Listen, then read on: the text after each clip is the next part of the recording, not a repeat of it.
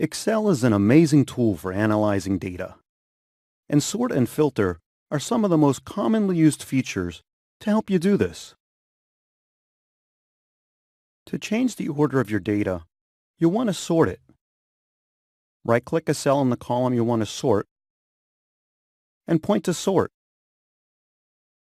Since the cells in this column contain only numbers, the sort options are Sort Smallest to Largest and Sort Largest to Smallest. Most number formats, such as time and currency, have these sort options. I click Sort Smallest to Largest, and the codes are sorted from lowest to highest value. To focus on a specific set of your data, you can filter a range of cells or a table.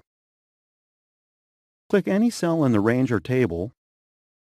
On the Home tab, click Sort and Filter,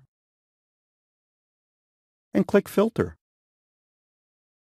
Click a drop-down arrow at the top of one of the columns to display its filter options. I click the drop-down arrow in the Category column. Since the column contains text, I get the text filter options. I can also uncheck and check values. I uncheck all values, select fruit, and click OK.